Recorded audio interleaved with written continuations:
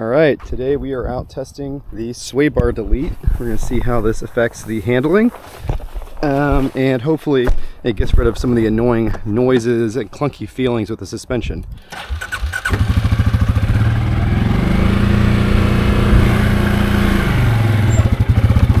Overall, the suspension feels very comfortable, just not very premium. Put it in sport mode. Come on, there we go, sport mode.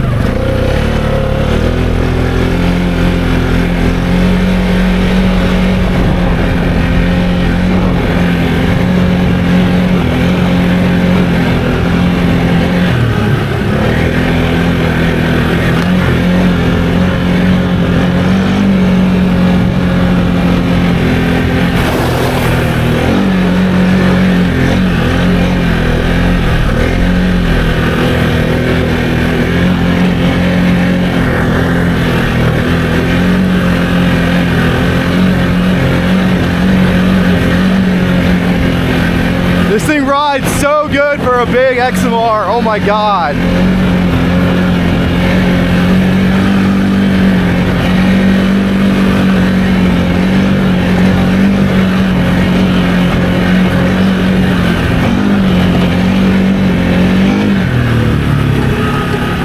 When you put a Rubicon on tires this big, the handling really suffers. This thing doesn't care.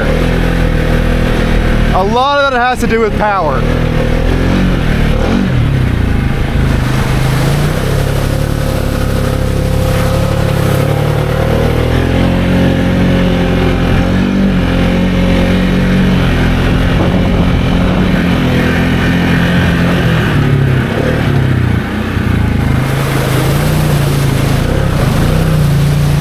This is high range. Got the waders on. We're going to go deep in high range just so you can hear how good the clutching is.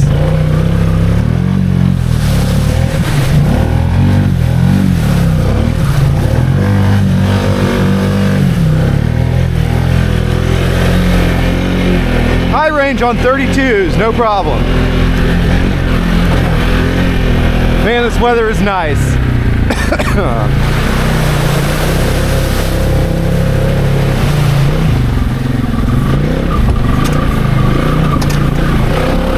Right over that.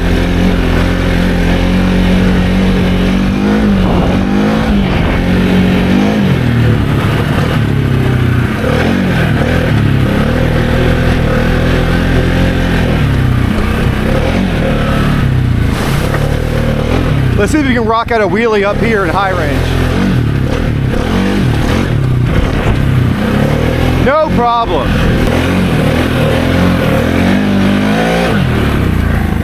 Yeah, you definitely do have a little more body roll. If you're trying to do like donuts and stuff, you notice it leans more.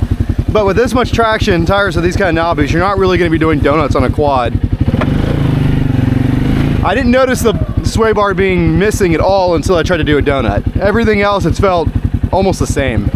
It rides really good, but you can definitely do have more body roll without the sway bar as you'd expect. But that's going to help build better traction. Your rear suspension is more independent when you don't have the sway bar. It does feel softer in the rear.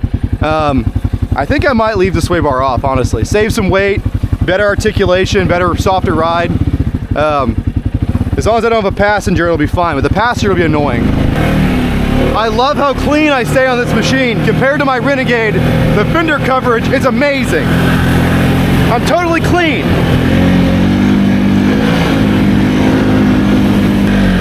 So this soft sand is a good test for sway bars. That's where you get in trouble a lot of times with the leaning because it digs into the sand. So we're gonna rip around here a few different ways and see if I flip it over.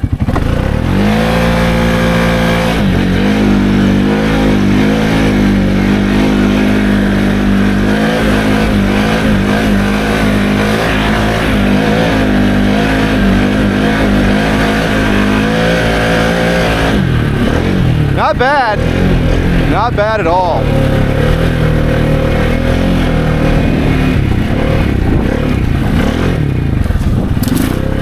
Drive over these fire berms.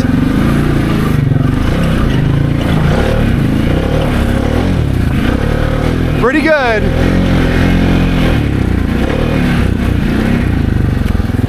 Removing the sway bar got rid of almost all my suspension noises. I do still have a little bit of a kind of a loose feeling in the front end. I gotta figure out what that is. It doesn't feel like steering, it almost feels like a loose shock, but I checked all the bolts, so I don't know. But all the weird popping noises are gone from the rear.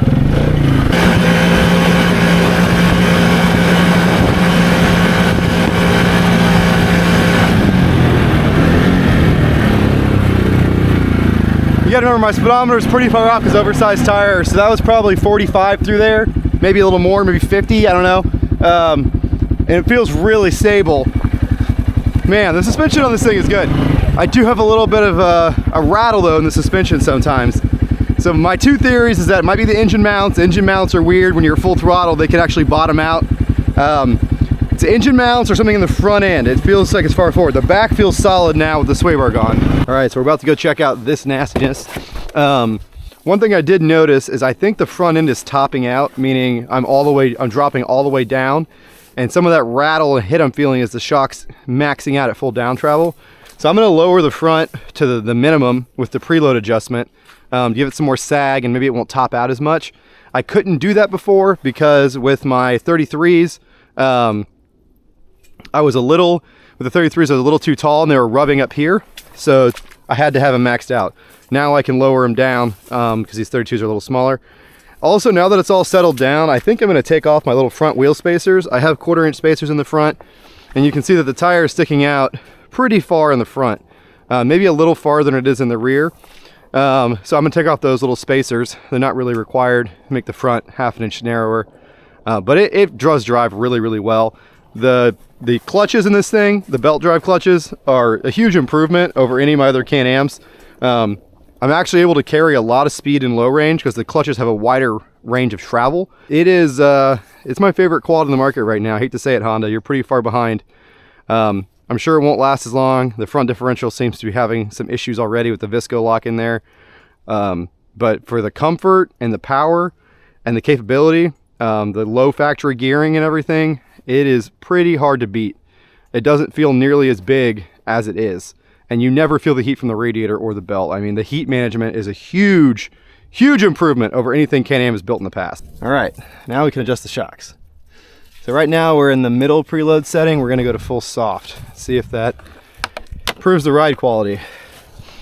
Preload doesn't really affect the stiffness in the middle of the range of travel.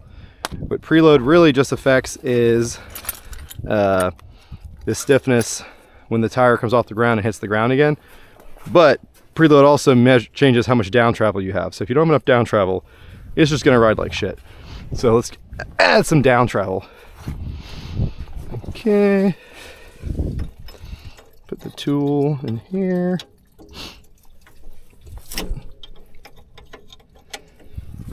It's pretty easy. I'll haul us through here and see if we can feel a difference with the preload softened up.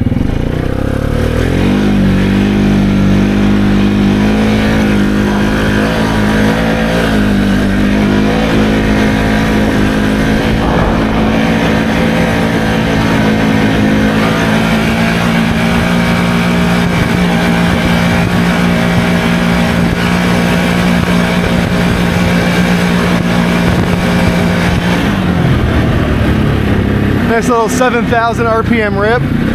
Definitely a little better. I still felt the shock completely drop down once or twice. I think I'm just at the limitation of the dampening with these oversized tires. So this thing's obviously too big for the bed of this truck, so I have to put a 4x4 on that side. So one wheel goes down and one wheel climbs up on the fender well. But that 4x4 makes it high enough where the bumper doesn't hit the back windshield. And you gotta put a strap on your ramps because they'll kick out when you try to climb over the wheel well. Just some tips and tricks for loading a big thing in a small truck. That is actually like the longer bed. It's just too narrow between the wheel wells.